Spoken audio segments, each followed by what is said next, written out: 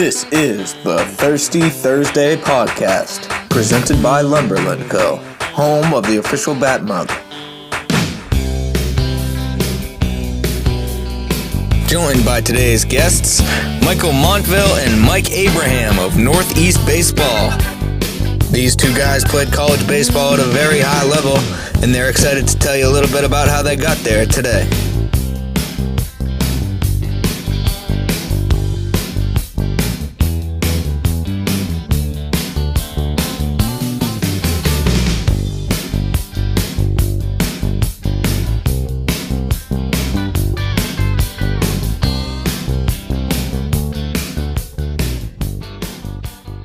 Guys, how's the off season going at NEB? No such thing as an off season at Northeast Baseball. You should know that. Nice. It's going great though. I mean, we just had kids in from 9 to 7 February vacation camp, getting all the guys in. Yeah, really, our off season. Well, the off season, I guess, being off the field is really our busy season. Yeah. Because it's lessons, it's hitting program, it's clinics, it's school break camps. So we really don't have an off season per se. I'd say we have some seasons that are busier than others, but it's really the whole year is busy. It's just different kinds of busy. So here in the winter, we're busy in the facility. Where the summer we're busy. Traveling, going to fields, playing different tournaments, stuff like that. So, it's always busy. Nice. It's always busy, which is good. Yeah, it is. So going back, can we talk a little bit about your guys' process going from high school to college? And what's your takeaway from that process that you provide information for other people that are going through that same process? Yeah. Why don't you start? See, because yours is your high school. You were a stud, so you can start. Well, then I'll get blasted for being a stud in New Hampshire, and people blast the talent. Yeah, live for your food. Well, coming out of New Hampshire is definitely different. I went down to Maryland, played at the University of Maryland for 4 years. But I mean, when you go in from New Hampshire competition, I mean, obviously I played with Northeast Baseball, and you go down south, and competition's really good, especially when you go down to those major tournaments. But when you're facing like the best of the best every day, it's a completely different situation. There's no days off really as far as games go. I definitely was not used to the workload. I thought I worked hard in high school. I didn't know what hard work was. I think that was a big thing for me. Like I thought because I would go to school and then go to basketball practice and then go and hit and throw in the winter. I thought that was like really hard work. And I thought I did enough to what I could do, but when you compare that to what you do in college on a daily basis, it's a completely different ballgame, especially because you have to do everything on your own. Right. Even though you're under really strict management, it's a lot. And then when you get to competition, there's no, even when you play bad teams, there's no easy games. And your conference was really good too, so you kind of the same thing. Yeah, for sure. But it's definitely different from high school when you just face some scrubs. But Ouch, that's a shot. No. Shot in New Hampshire? First time ever. Come on. I feel like I've been pretty realistic about things. I just can't help the conference in the state I grew up in. What do you want me to do? You know what I mean? But it was a big jump that way, I think. So what was your biggest transition going from high school to college? I would say definitely the consistency of playing. Kind of like Mike, in the fall I played football. The winter I was a church league basketball star. And in the spring and summer I played baseball. Yeah. But, I didn't play travel baseball at that time. It was kind of different where Legion was, I guess, a little bit better. So then going to college, going your freshman year at Eckerd, starting in the second week of August, starting to hit then, and then having the entire fall, and really in Florida, there's no snow, obviously. Yeah. So really going almost the entire year, you know, maybe taking a week or so off in Christmas Yeah. and then rolling into the, you know, 50-game season. And I can remember, and I always tell this to people, I remember halfway through freshman year, like getting to the 25-game point and being like, oh my gosh, we still have 25 more games. And it's, at this point, it's, you know, the middle of March, Yeah. where in high school you're just starting, and up here at least, you're just starting tryouts. So Right. it's like a, you know, it's a complete, I'm not gonna say it's a culture shock, but it's different. It definitely took, you know, my freshman year to kind of, you know, get my feet wet a little bit, kind of get used to the flow of things. I felt that way in the fall, like in my freshman year. Yeah. Halfway through the fall, I'm like, oh my God, I'm gonna die. And then it happened in summer ball too. Like you get to those late July games, Oh, and you're yeah. like, I've played baseball all year. Right. I haven't played this much baseball ever in my life. Yeah. I've had about 4 years worth of baseball in this. And I think that's a huge thing, like that separate, like why you see a lot of kids go and play college baseball, and after their freshman year, you know, they decide, yeah, you know, it's not for me, because it's a full-time commitment, like where you have school, and you have to plan school, or you have to play baseball around school. You know, it's not the other way around. Yeah. So you're going to class no matter what. Like it's not you're missing. Oh, we have practice at 3:30. I can't go to this, you know, class from 3 to 6. Nope, you're going to class. Right. So you have to find time to get your work in. Right. You know, regardless, because you're fighting for a spot to play. And I think that's like I said, a huge part, because it kind of weeds out the people who I don't want to say don't want it, but I guess for lack of a better term, don't want it. Right. You have to kind of find your love through the hard work, as cliche as that sounds. But I think that's truly what it is. When you got to college, did you have an individual goal in mind when you got there? Like, what did you want to happen in those 4 years? Well, I know that I wanted to go there for 3 years, get drafted and leave. Yeah. I ended up going to 5 years of college, getting injured multiple times and never getting drafted. Right. So things have turned out okay for me in the end, but Yeah. 18, 19-year-old me and 22, 23-year-old me, it was a lot different Right. person with a much different mindset. Right. But once we started getting better, like I always wanted to play in Omaha. I think when you go to a big school and you go to a school that's a contender, like that's your goal. You know, you grew up watching that. But individually, I wanted to hit a lot of home runs and get drafted. Yeah. That was kind of my thing, but Yeah. it just it kind of turned out a little different for me. Right. So was that a sticking point throughout? Like, was it, how much adversity, so you went in with that huge goal, how much more adversity did you experience in college as opposed to high school? An incredible amount. I didn't even really know what adversity was in high school. I didn't have problems failing. Like I always kept my composure when things didn't go my way. I was usually really good about that. But as far as like things not going my way, Right. that definitely happened way more in college. You know, I missed probably a little over a combined 2 years out of my 5 years of college baseball. You know, I had 2 major surgeries, both at terrible times. Right. One was during my best year of college. The other one was during my other best year of college when I transferred, and it was like right before the draft. So that was like at the end of my 5th year. So I thought I was done playing baseball for good. So that was tough. So you're around a lot of hitters, a lot of players that are going into college and most likely have experienced something similar to you where they had a lot of success in high school, not a ton of adversity until most likely they're going to get to the next level in college. Is there any specific advice or feedback or perspective that you give them that helps them once they find themselves in that adversity? I think for me, the thing that I really failed to do was realize that it was the same game I've played my whole life. And I always made things, someone told this to me a couple years back, like things are generally not as good as they seem and things are generally not as bad as they seem. And I think I always made things worse than they seemed. like going back on it. If I had a bad game, I felt like it had been forever since I had a good game. I would try to do too much because I felt like I was always trying to prove something to everyone else.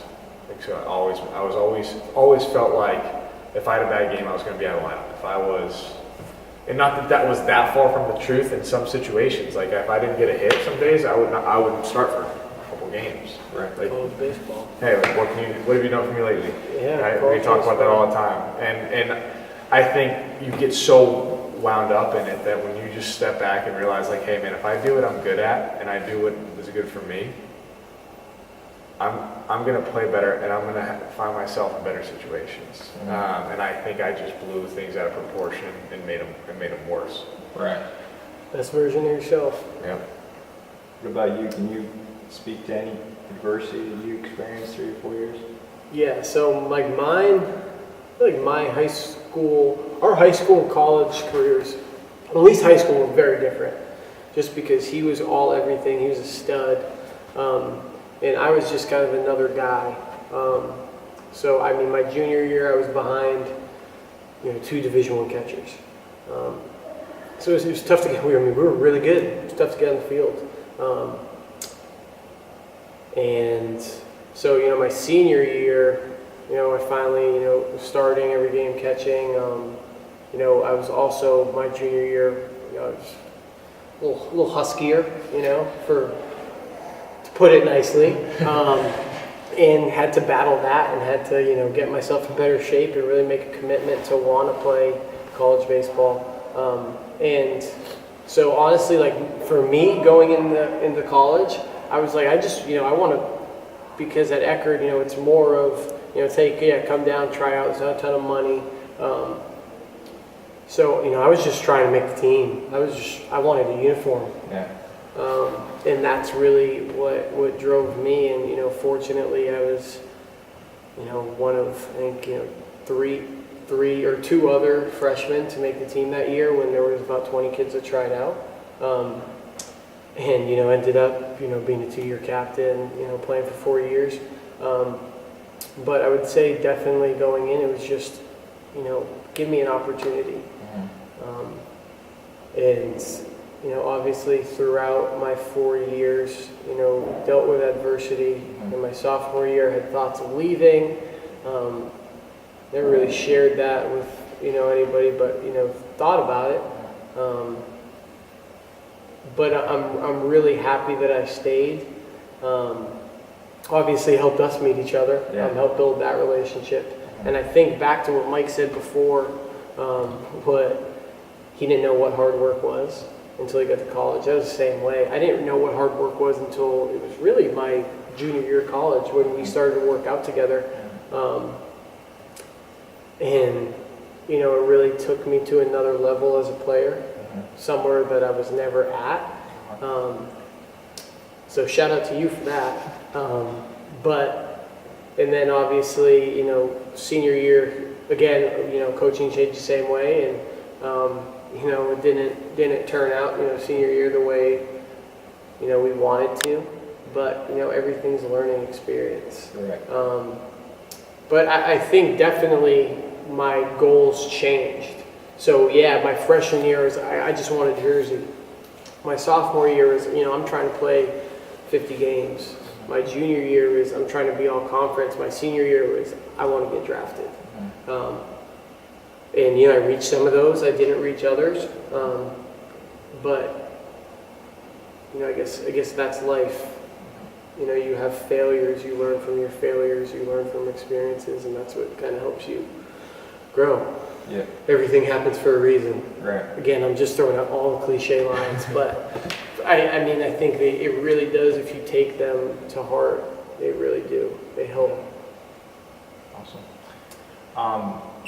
What's the difference, Mike, in your mentality? So you said going into college, you wanted to get drafted. 3 years, you wanted to get drafted. Obviously, that was 5 years, but you're still chasing, you're still going after the opportunity to play in the minors or with the professional, with the major league organization. What's the mentality? What's the difference in your mentality, even though you're still going after the same thing right now?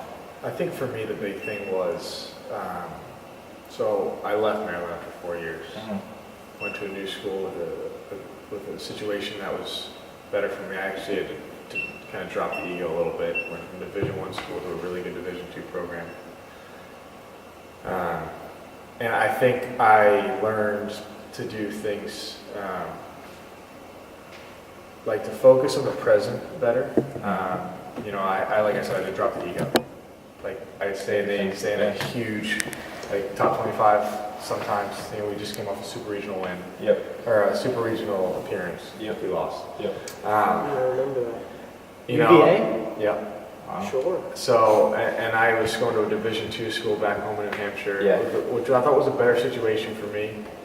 And my mindset was more take things as they come. Like, what's best for me now? Not looking so far in the future with everything. So when I went there, had a great year, loved it, great decision. Put myself in a really good position to get drafted, got hurt. Okay. Thought my baseball career's over, my shoulder was so bad. And you know, I kept working through the off season to rehab and get healthy again. No affiliated teams wanted me, so you go to the next route. Right. Went and got a tryout with a indie ball team. And at that point, I went in there and I had to make the team. There was 9 ex-affiliated outfielders there at camp. Wow. And, you know, truth be told, my manager was like, hey, you'll be fine. They're going to have many outfielders. I show up to camp, there's 9 ex-affiliated ball guys. I'm sitting there like, oh my God, this is a terrible situation for me. Yeah. But I just went out there and I was like, hey, look, I'm playing with house money at this point. I didn't think I was ever going to play again. So Awesome. you go out and you're like, all right, I'm playing this game again. It's so fun. I didn't have anything to lose, and I think when you kind of play like that and you enjoy the moment that you're in, you play better. So And I think when I was younger, I just always was looking forward to something it's more. really interesting. Yeah. Do you talk about ego at all with any of the younger hitters that come in here? I don't think we necessarily talk about it because I think when you step into our facility, you find out real quick, you better check your ego at the door. One, because you're going to get made fun of a lot. Yeah, it's not going to last long. And there's most of the time there's someone in here that's better than you. Yeah. Yeah. You know what I mean? Like we have guys in here. You know, we had Johnny Andreoli in here who's coming in here and working with us, and he's in AAA right now. Like Right. he leaves his ego to go get better. Shout out Team Italy, Yeah. right fielder. You know, he'll come in here and he'll work with, and he's a great dude. Comes in here and we'll talk to 14-year-olds. Yeah. So, and I think we kind of have that culture where we'll have an 18-year-old going to a Division I school working with a 15-year-old or something like that, you know. So I think that we do a really good job. One thing we do a really good job here is if you try to come in here and you try to act better than everyone else, like you're probably You're gonna get called out. You're gonna get called out. You're gonna get made fun of. And because everyone that comes in here, this might not be the prettiest place in the world, but people come in here to work and get better. There's no one that just comes in here really that I can think of off the top of my head that just comes in here just to come in. Right. Yeah. Like they come in here with a purpose. They want to get better. They want to learn, and like they don't really come in here to look cool or try to impress people. You know what I mean? Yeah, and I think that starts like with Scott, where he's now worried about having, all the sexy stuff. Like, yeah, we have hit tracks, we have stuff, we have useful stuff. So he's all about doing whatever we need to do to get our guys better. And part of that is, toughening them up, letting them know that, yeah, you're working hard right now, but somebody else is working hard too. There's 100 other shortstops working hard. And so I think for us, it really starts at the top where, Scott leads by example. Even if there isn't another player that's better than you in here, like, you look at talking about an Andreoli, Scott will make fun of you, we'll make fun of you. And it's playful, it's a back and forth, it's comfortable, it's loose. I think It's an environment, hopefully, we're trying to build an environment, to succeed. Right. I think a lot of it for the younger guys too is they see so we have our sign, we have our baseballs on the wall that shows all the kids that came through this program that the schools they play at. It's hard to be like, yeah, I'm the man here. Exactly. Right. When you see all the other places guys have gone and played, like Right. we got professional players out there. Makes sense. You know what I mean? And it's like okay, well, I'm good, but there's so many other guys here, so maybe I just have to focus a little more, something like that. But it also builds for competitive nature too. Right. You know, at the end of the day, you got to compete. We talk about it all the time. We still compete. We play games all the time. against the kids, and you know it's win-win for us because if they beat us, hey, we're doing a great job. If we win, I might make a comeback. You know? My knees might not not last a week, but you know it's teaching them. You know, you got to compete every single day. You know, so. Yeah, so one of the other things I want to touch base on is going back to college. You were captain your senior year and your junior year. Yeah. What did you learn about leadership? You went through a lot of experiences throughout those 2 years. What was something you want to talk about that experience entirely, as well as what you learned from year to year? That's funny. So I'm going to shout out my blog here. MikeAbrahamBaseball.blogspot.com. Check it out. Yep. It's pretty average. But so I was thinking about this, you know, like a month or so ago, about, you know, leadership and, you know, how I thought when I was a junior, I thought I was a senior, I thought I was a really good captain. And now looking back, like after coaching for, I guess technically, you know, almost 2 years now, but seriously, you know, since I've been with NEB, so about a year, I was terrible.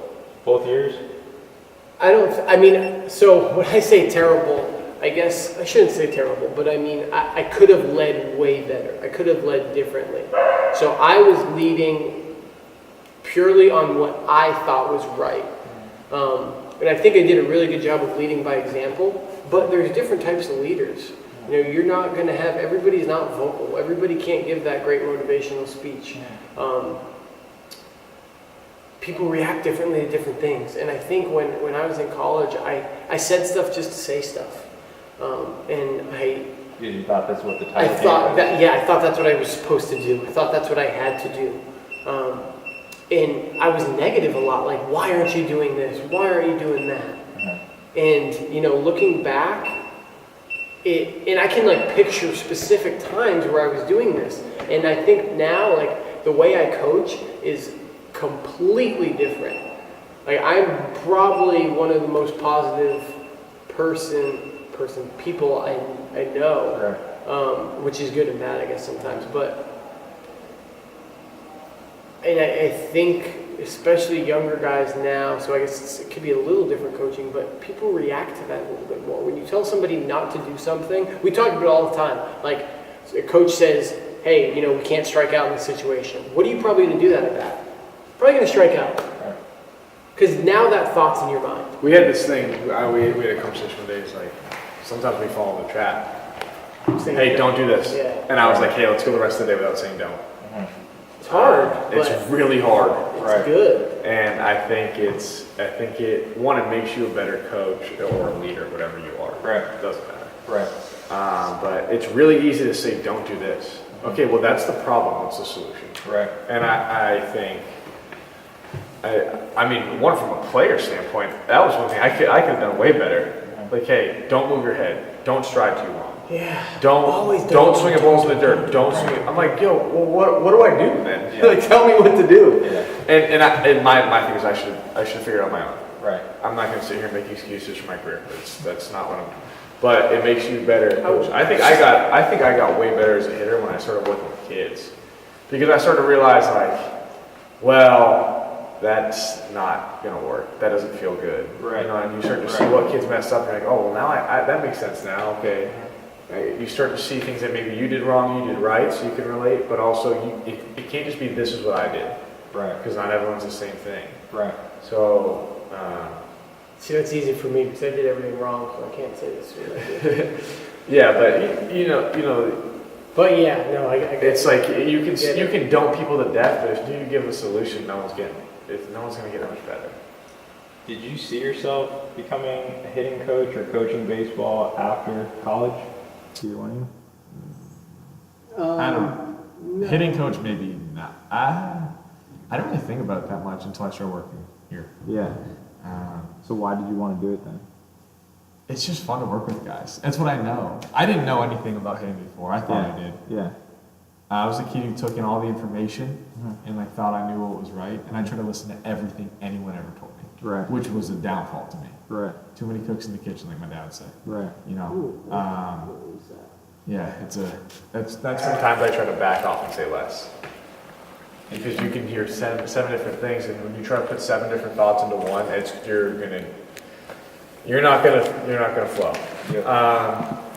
But I think I realized how much I love the game because you know we're very blessed. I don't hate the word. I think the word blessed is like really overused. Hashtag in blessed. everything.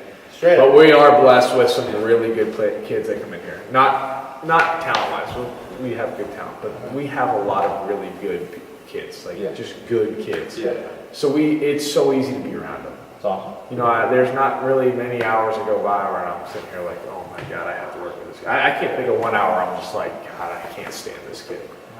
You know, sometimes you got to break them in a little bit. But I think you learn that you like being around the game, you like being around people, so that enjoy working hard. So I think it's kind of that part of it. From a hitter standpoint, what's the biggest difference from college to playing independent ball right now? I didn't realize. Well, I didn't realize how good indie ball was. It was like our league. Like there's been a ton of guys signed out of there, and I think it's guys know what they want to do. It's not just robotic. Like, hey, I'm going to throw this pitch because coach said it. You know, guys have a plan. Guys know what they're good at. Guys throw harder. Yeah. Guys have better stuff, and it's not that different, but they know what to do with it. Right. You know, they have a better idea, and I think it's like I said, like college, it's every single night. Like you play 7 days a week most of the time, and there's no breaks. You know, sometimes in college you can have 2 or 3 days off, which is a long time in a baseball season. Right. Just sometimes it doesn't happen. Usually you get max 2 days off from games. Right. But it's almost like the higher levels you go, the less you need to try and do. And I don't know, like it might not work for everybody, but for me it was just staying in control. Yeah, like just relaxing more. Because you're at that level, you know what you need to do. Yeah. The more you press, at any level really, the more you press, the harder it's going to get. You got to slow everything down. Awesome. Cool.